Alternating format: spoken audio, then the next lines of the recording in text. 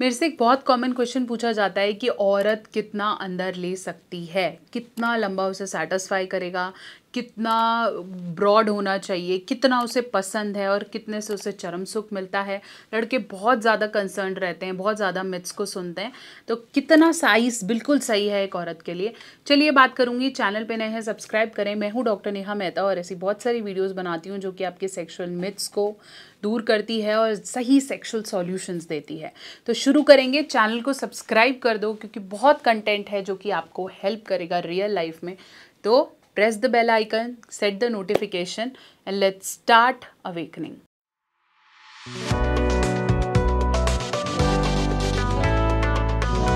तो चलिए हम बात कर रहे थे कि क्या साइज़ एक औरत को सेटिस्फाई करता है और कितना अंदर वो ले पाती है।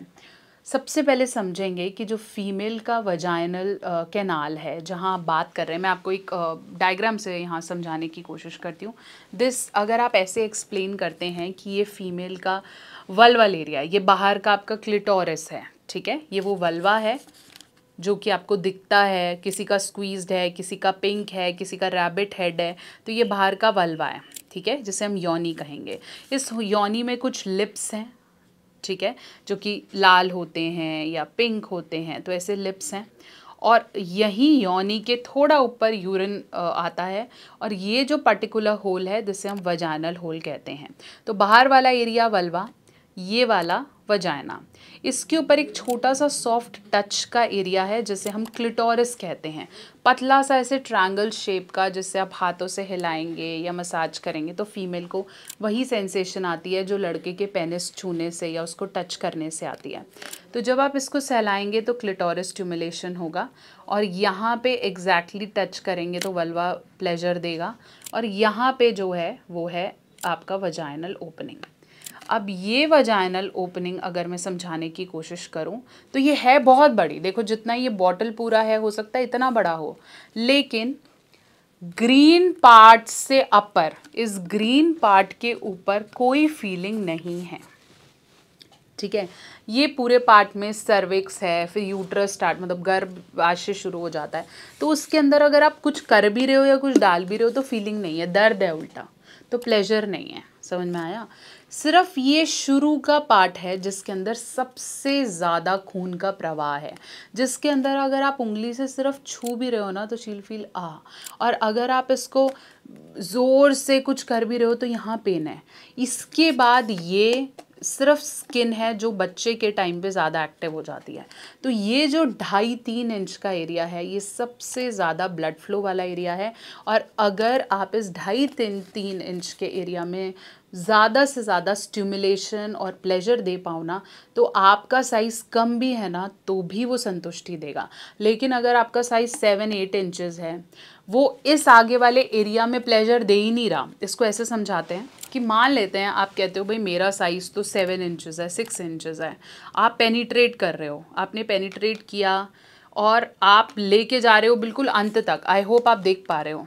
तो आप बिल्कुल अंत तक यहाँ लेके जा रहे हो, यहाँ पे आप कर रहे हो, दिस विल नॉट हेल्प क्योंकि यहाँ पे प्लेजर ही नहीं है। लेकिन अगर आप ये शुरू के 2.5-3 इंच के एरिया पे प्ले करते हो, रोटेट करते हो, फिंगर करते हो, यहाँ स्टक कर रहे हो तो ये हेल्प करेगा। इसलिए हमेशा बोला भी जाता है कि अगर आपने करना है तो ऊपर की तरह वॉल पे करें, नीचे की वॉल्स पे करें, साइड वॉल्स पे करें, रोटेशंस दें, ये ज़्यादा इम्पॉर्टेंट है। जितना आपको लगेगा मैं सबसे पीछे वॉल पे मारूंगा वो हेल्प करेगा, नहीं, this is not going to help, it is painful और इन्फेक्शंस भी होंगे। इसलिए ये शुरू का 2.5 इंच का एरिया बहुत सेंसिटिव है। इस पर आप फिंगर कर सकते हैं, आप अपना टंग रोल कर सकते हैं, आप टॉयज़ अगर इंट्रोड्यूस कर रही हैं, फीमेल पार्टनर नहीं है वो कर सकते हैं। और पेनाइल जो आपका लिंग है वो भी इस 2.5 इंच में एक्टिव होना चाहिए।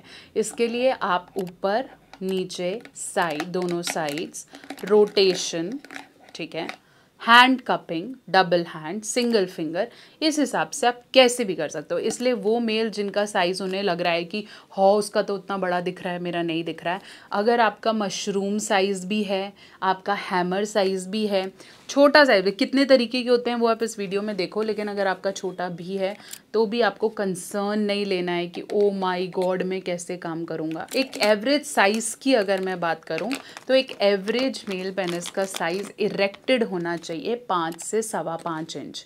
अगर आपका 4 साढ़े 4 इंच से ऊपर होता है तनाव आने के बाद और 6 इंच तक है, उससे कम है, तो it's okay, this is normal. आपको कोई दीवार खड़ी नहीं करनी है 20 12 11 इंच की, तो इट इज़ एब्सोल्युटली नॉर्मल। अगर आपको लग रहा है कि पहले से मेरे साइज़ में कमी आई है, या मैं हँस महतून कर रहा हूँ, या मैं सही से नहीं कर पा रहा हूँ, या फिर डिस्चार्जेस का प्रॉब्लम है, फोरस्किन का प्रॉब्लम है, तो फिर टाइम से लिफ्ट अप ऑयल से स्टार्ट करें। ओरिजिनल लिफ्ट अप ऑयल ये आपको नेचर मेनिया की वेबसाइट से ही ख़रीदना है, आर्टिफिशियल स्कैम्स में अमेज़ॉन वगैरह से नहीं ख़रीदना है। यहाँ पे एक प्रॉपर आपका होलोग्राम आएगा, ये होलोग्राम MD इंटरप्राइजेस का है। यहाँ से आप बाय करेंगे, इस ऑयल को यूज़ करेंगे सही तरीके से, एंड स्लोली यू फील आपका साइज़, आपका तनाव, आपका इरेक्शन बेटर होता है। Nature mania lift up oil ordered from the website, इसके अंदर अश्वगंधा, शतावर, क्लोव और सफ़ेद म्यूसली है, जो कि नसों की ग्रोथ के लिए बहुत अच्छी है। आपको सेंसिटिविटी है, आपको फोरस्किन इश्यूज़ है, फिमोसिस जैसा लग रहा है, nature mania lift up oil MD enterprises सही रिकमेंडेशन है जिसे आप इस्तेमाल कर सकते हैं। लिंक मैं दे देती हूँ आपको डिस्क्रिप्शन बॉक्स में, इसलिए अब उन मिथ्स में नहीं पढ़ें कि बहुत लंबा होता है और बहुत पावरफुल फील कर रहे हैं। कई लोग मेरे कमेंट सेक्शन में लिखते हैं कि मेरा तो 12 इंच का है, मेरा 10 का है। अरे नहीं, ज़रूरत है। ज़रूरत यह है कि आपको सही टेक्निक पता हो और आपको उस 2.5 इंच में मज़ा देना आता हो, उसको उस 2.5 इंच में प्ले करना आता हो, तो वो सीखना ज़रूरी है, रैदर देन सीखना कि भाई मैं साइज़ बड़ा कर लूँ। उस पर आपने कंसंट्रेट नहीं करना है। तो आशा करती हूँ मेरी वीडियो आपके बहुत से डाउट्स को क्लियर कर पाई है। चैनल पे नए हैं ज़रूर सब्सक्राइब कर दो और ऐसे बहुत सारे वीडियोस के लिए कनेक्टेड रहो। Nature mania lift up oil का लिंक मैं आपको डिस्क्रिप्शन बॉक्स में देती हूँ, वहीं से खरीदेगा। Don't buy it from Amazon, Flipkart, वहाँ फेक है। And stay connected.